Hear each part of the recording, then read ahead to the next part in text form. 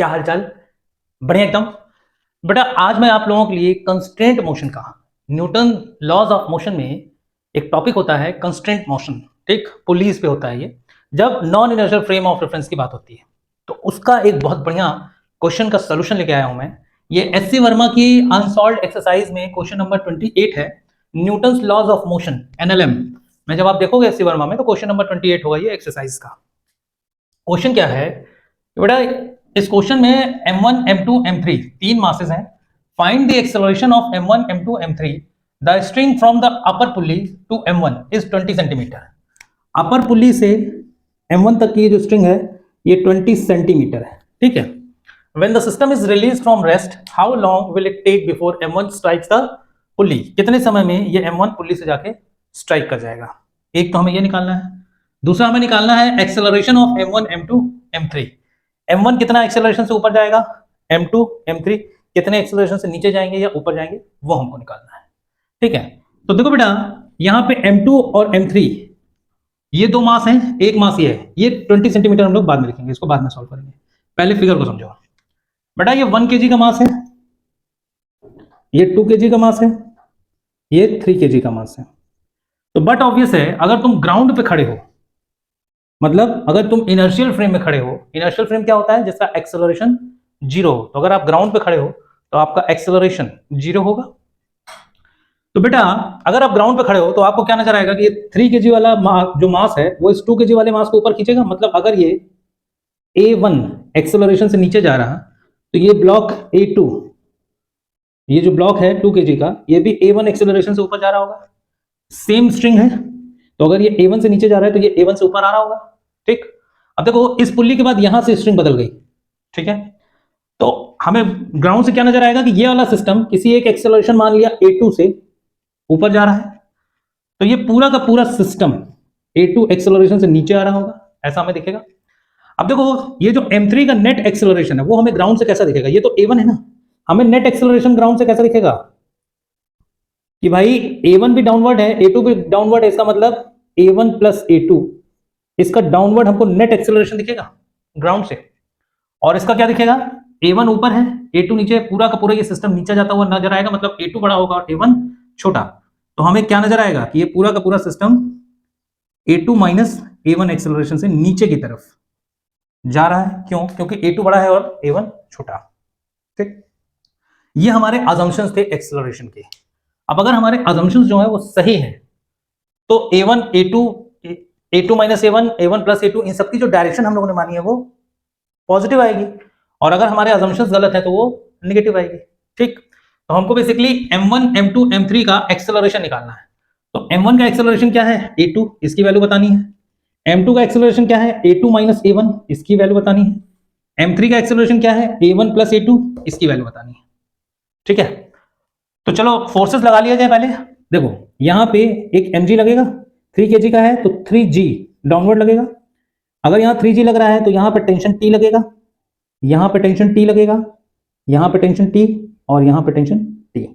यहाँ पे 2 kg का मास है, 2g नीचे लगेगा। अब देखो इस पुल्ली के बाद ये स्ट्रिंग चेंज हो गई, स्ट्रिंग चेंज हो गई तो टेंशन भी चेंज हो जाएगी। अगर ये T है, ये T है, तो अपवर्ड डायरेक्शन में 2T टेंशन लगेगी, T प्लस T, 2T अगर डाउनवर्ड है तो 2T ऊपर भी होगा। यहाँ पे भी 2T, यहाँ पे भी 2T और यहाँ पे भी 2T। नीचे क्या लगेगा G, 1 kg का है ना, तो G एक्सेलरेशन नीचे लगेगा। ठीक, ग्रेविटी। FBD बना ले सबके लिए, पहले के लिए FBD बनाओ, FBD फॉर M1। M1 के लिए FBD बनाएंगे तो क्या बनेगा, पॉइंट मास से दिखा दो, नीचे क्या है ग्रेविटी G है, ऊपर क्या है टेंशन है 2T का पूरा सिस्टम A2 एक्सेलरेशन से ऊपर की तरफ जा रहा है। इसका मतलब 2T बड़ा है तो 2T minus G equals to M1 into A2। M1 की वैल्यू कितनी है, M1 की वैल्यू है 1, तो 1 इंटू A2, या सिंपली इसको A2 लिख दें, इक्वेशन नंबर 1। ठीक, FBD बना लो जरा M2 के लिए। M2 के लिए FBD बनेगा तो क्या बनेगा भाई, ये रहा M2 का मास, नीचे लग रहा है 2G, ऊपर लग रहा है टेंशन T, पूरा का पूरा system A2 minus A1 acceleration से नीचे की तरफ जा रहा है। इक्वेशन बना लो इसकी जरा, नीचे जा रहा है इसका मतलब 2g बड़ा है, 2g minus T should be equals to m2 into this acceleration.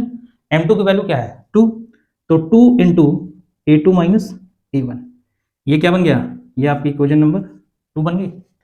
FBD बना लो तीसरे के लिए, FBD तीसरे के लिए बनाओ। तीसरे के लिए FBD क्या बनेगी, ये रहा पॉइंट मास, नीचे लग रहा है 3g, ऊपर लग रहा है टेंशन T, और पूरा का पूरा सिस्टम नीचे की तरफ जा रहा है A1 प्लस A2 एक्सेलरेशन से। इक्वेशन बना लो, नीचे जा रहा है इसका मतलब 3g बड़ा होगा minus tension T equals to mass into acceleration, F net mass into acceleration. Mass कितना है 3 kg का, एक्सेलरेशन क्या है A1 प्लस A2। ठीक है, अच्छा इतनी चीजें आ गई। अब जरा थोड़ी सी जगह बना ली जाए, फिगर को हटाते हैं। अब तो हमें खाली एक्सेलरेशन ही निकालना है ना, फिगर तो समझ में आई क्या है। अब देखो इन तीनों इक्वेशंस को यहां साइड में लिख लो कॉपी में जरा, 2t minus G equals to A2, equation number 1। Equation number 2 क्या है, 2g minus T, 2g minus T equals to 2A2 minus 2A1, 2A2 minus 2A1 equation number 2। तीसरी इक्वेशन क्या है 3g minus T equals to 3A1 plus 3A2 equation number 3। ये तीन equation है और हमारे पास अननोन कितने हैं भाई, A1 A2 और T। तीन इक्वेशन है, तीन अननोन है, सॉल्व हो जाएगा भाई। जितने अननोन होते हैं उतनी इक्वेशन हमको रिक्वायर्ड होती है सॉल्व करने के लिए। तो यहाँ पे हमारे पास तीन अननोन है A1 A2 और T, और तीन इक्वेशंस भी हैं, सॉल्व हो जाएगा आराम से। तो देखो अगर हम इक्वेशन नंबर 1 को ऐड कर दें, इसमें 2 मल्टीप्लाई कर लो, तो ये क्या बन जाएगा, ये बन जाएगा आपका इक्वेशन नंबर 2 को मल्टीप्लाई कर दो 2 से। तो पहली इक्वेशन क्या है 2t minus G equals to A2, और दूसरी वाली इक्वेशन में आप 2 से मल्टीप्लाई करोगे तो बन जाएगा आपका 4g minus 2t equals to 2 जा 4A2 माइनस 4A1। ऐड कर दिए 2t से 2t खत्म, 4g में से g गया तो 3g will be equals to 4A2 और A2 5A2 minus 4A1 equation number 4। ठीक है, अब अगर ध्यान से देखो तो ये इक्वेशन A1 और A2 में आ गई। इक्वेशन नंबर 2 और 3 को सॉल्व करके A1 और A2 में एक इक्वेशन और ले आओ भाई। g को वेरिएबल में नहीं काउंट कर सकते, g तो ग्रेविटी है, उसकी वैल्यू हमें पता है। अब इक्वेशन नंबर 2 और 3 को सॉल्व करो, ये और ये कट जाएगा ना, इक्वेशन नंबर 3 में से माइनस कर दो इक्वेशन नंबर 2 को, क्या हो जाएगा, इक्वेशन नंबर 3 ये है 3g minus T equals to 3A1 plus 3A2। इसमें से इक्वेशन नंबर 2 को माइनस करना है, तो 2g minus T equals to 2A2 minus 2A1। Minus करना है मतलब माइनस प्लस माइनस प्लस, ये खत्म। 3g में से 2g जाएगा तो g बचेगा, और यहाँ है 3A1 और यह है प्लस 2A1 5A1, और प्लस 3A2 में से माइनस 2A2 जाएगा तो plus A2, that is your equation number 5। अब देखो इक्वेशन नंबर 4 भी A1 A2 में है, इक्वेशन नंबर 5 भी A1 A2 में है, तो A1 और A2 की वैल्यू आ जाएगी। यहाँ साइड में सॉल्व कर लो इक्वेशन नंबर 4, और क्या कर दें, इसको 5 से मल्टीप्लाई कर ले क्या, 5 से मल्टीप्लाई कर लो। इक्वेशन नंबर 4 को ऐड कर दो इक्वेशन नंबर 5 के साथ विद मल्टीप्लाइड बाई 5। तो इक्वेशन नंबर 4 क्या है 3g equals to 5A2 minus 4A1, और 5 से मल्टीप्लाई करोगे तो ये 5g equals to 5 5 25 A1 plus 5A2।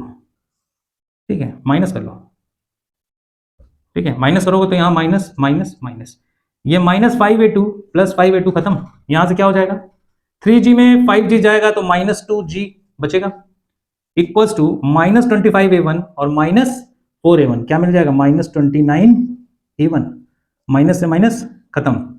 यहाँ से आपको A1 की वैल्यू क्या मिल गई a1 की वैल्यू मिल जाएगी आपको 2g/29। 2g, इसको ऐसे लिख लो 2/29g। ये a1 मिल गया। अब a1 की वैल्यू यहाँ खोपचे में कहीं लिखो।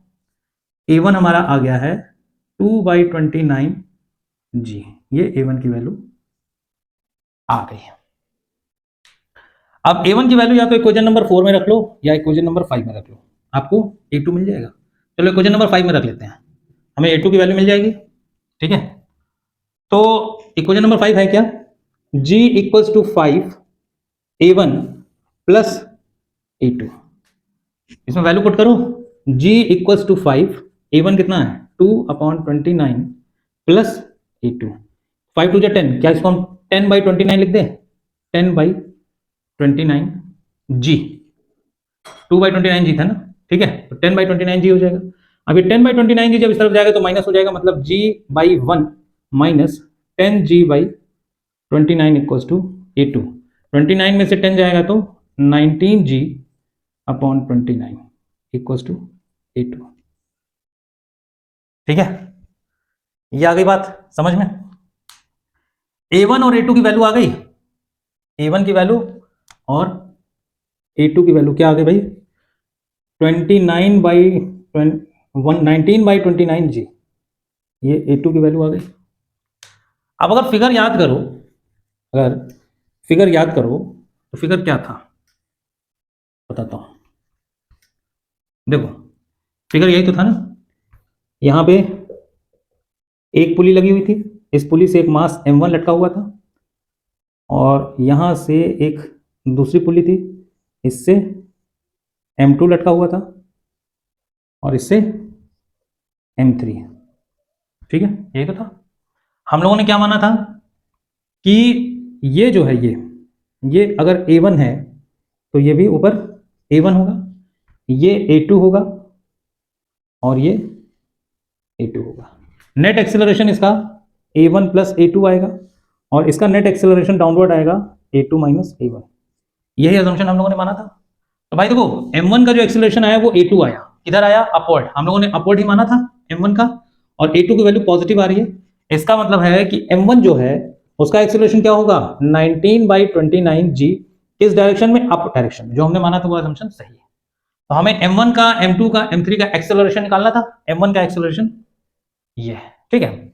अब m2 का एक्सेलरेशन देखो, m2 का एक्सेलरेशन a2 माइनस a1 था, तो जरा a2 माइनस a1 सॉल्व करो, क्या आएगा।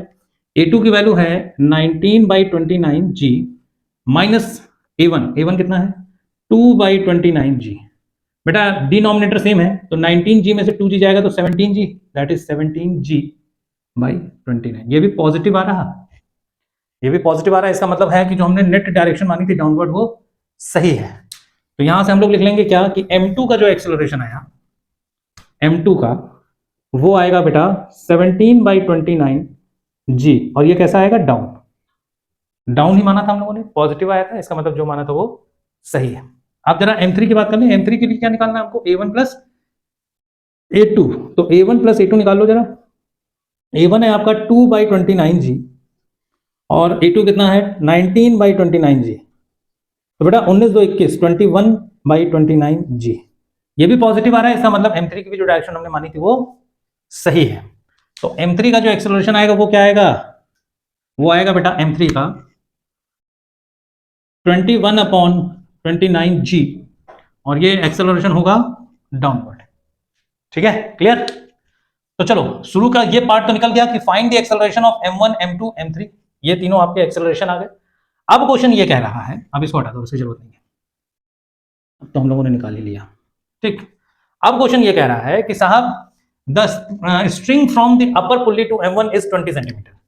m1 से लेके अपर पुली तक की ये जो स्ट्रिंग की लेंथ है वो 20 सेंटीमीटर, बोले तो 0.2 मीटर। 20/100 करोगे, सेंटीमीटर है ना, मीटर बनाओगे तो 0.2 मीटर आ जाएगा। ये लेंथ जो है ये 0.2 मीटर है। When the system is release from rest, मतलब m1 का जो इनिशियल वेलोसिटी है u है 0, क्योंकि रेस्ट से रिलीज किया गया है। When the system is released from rest, how long will it take before m1 strikes the pulley?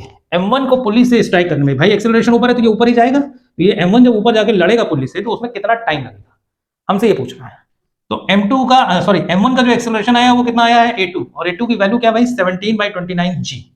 यहां लिख लो जरा, a2 की वैल्यू आई गई है 17/29 g।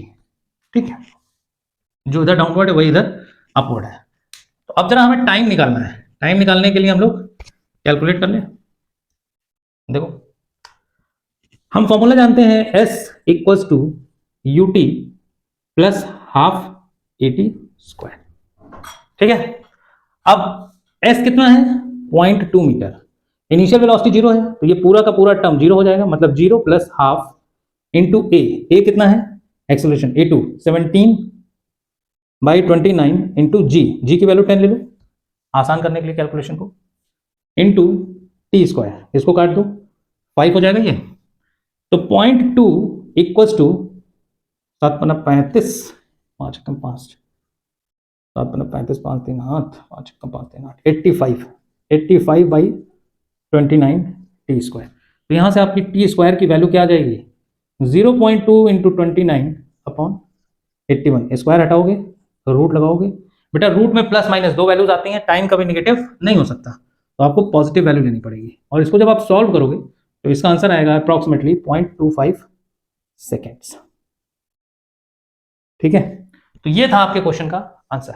बढ़िया क्वेश्चन था, नीट में भी इस तरीके के क्वेश्चन आपको मिल सकते हैं, नीट 2023। तो अभी जो आप नीट देने वाले हो 2023 में, उसमें आपको न्यूटन लॉज ऑफ मोशन के क्वेश्चन तो मिलेंगे ही, पुली वाले क्वेश्चन आपको मिलेंगे ही। तो अगर इस तरीके के क्वेश्चन आपको सॉल्व करने आ गए, मैकेनिज्म इसकी समझ में आ गई, तो आप पुली के क्वेश्चन 100% सॉल्व करके जाओगे। ठीक है, तो आज के वीडियो में इतना ही, मिलते हैं नेक्स्ट वीडियो में, तब तक पढ़ाई करते रहिए और खुश रहिए।